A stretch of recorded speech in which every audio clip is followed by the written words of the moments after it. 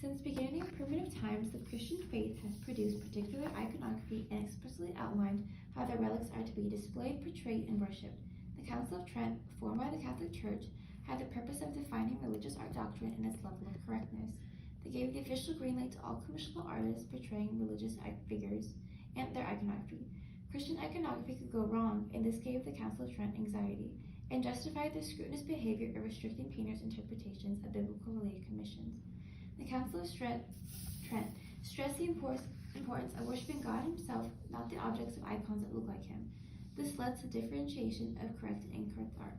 It also gave the Church 3 reasons to police all commissions of religious imagery.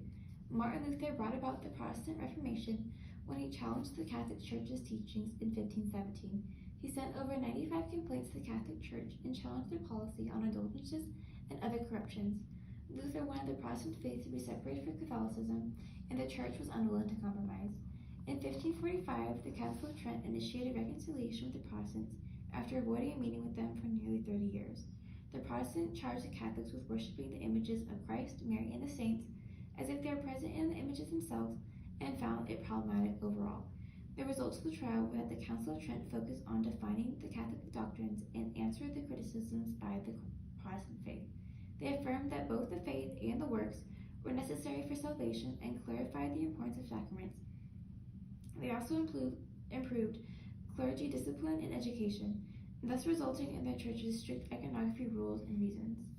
The church's strict iconography rules are as followed. Reason 1 is to remind people through art that God is kind and that he does good things for his people. Reason 2 is that veneration of religious icons must be done without obscuring religious prayer and dedication. God must be worshipped, not the object depicting him. Reason 3 is that art must be educational and teach without needing words, because many people were illiterate. Correct and incorrect art. Incorrect art contains imagery of religious icons being depicted obscurely and false. This also involves background and accessories. Obscurity is ignorance and unfamiliarity to a subject.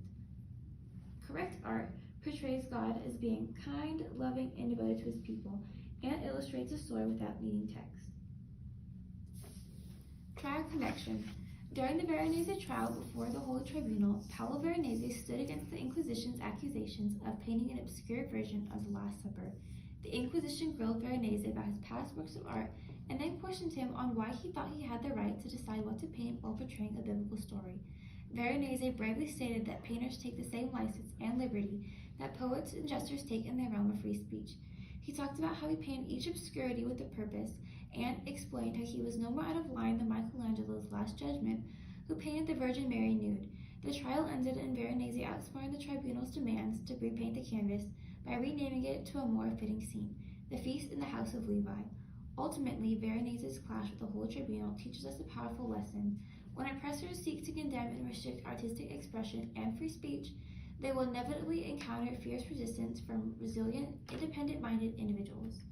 The connection to the modern world is autonomy over choices. Paolo expresses his freedom of expression by speaking up, creating art, writing, or participating in the peaceful demonstration, just as any other woman today fights for the right to choose throughout political actions, presentation, legal actions, and raising awareness about the issue, such as the right to reproduce and gender equality.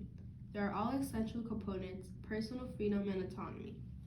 Whether if it's the right for equal treatment and opportunity in society, or the freedom to express oneself creatively, it reflects on people's desire for self-demonstration and the ability to shape their own lives based on values and beliefs. The choices over general rights, civil rights, and creative expressions are all deeply intertwined with the broader concept of autonomy and self-demonstration.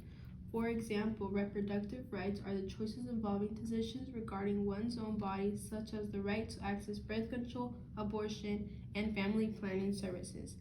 These are fundamentals to a person's autonomy and the ability to control their own genital abilities. The civil right is the right to equal treatment and opportunities in society, regardless of race, gender, sexual orientation, and religion. Fighting for the civil rights involves advocating for justice and ending sexism. Also, creativity expression is a form of self-expression that allows individuals to convey points. While these 3 categories may seem distinct, they are interconnected through the common thread of autonomy and self-demonstration.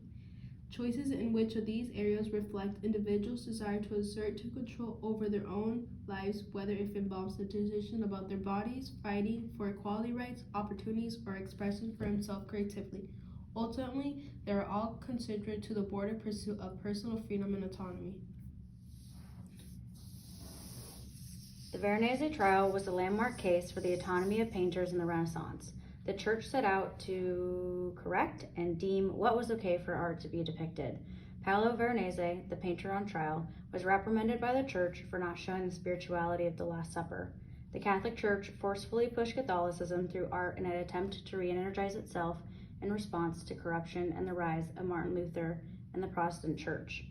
The argument was that Paolo Veronese's depiction of the Last Supper was not in service of the church if the focus was removed. In the 1500s, Venice was a transportation hub, which is exactly what Paolo tried to express. He was putting the Last Supper back in our world.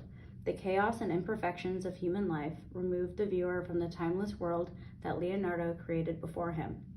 With no compromise from the church, Paolo renamed the painting to the Feast in the House of Levi. Autonomy and the right to expression are essential for the women's fight for reproductive rights in the 21st century. Everyone deserves self-determination and the ability to shape their own lives based on their values, whether it's regarding their bodies, equal opportunity, or creative expression.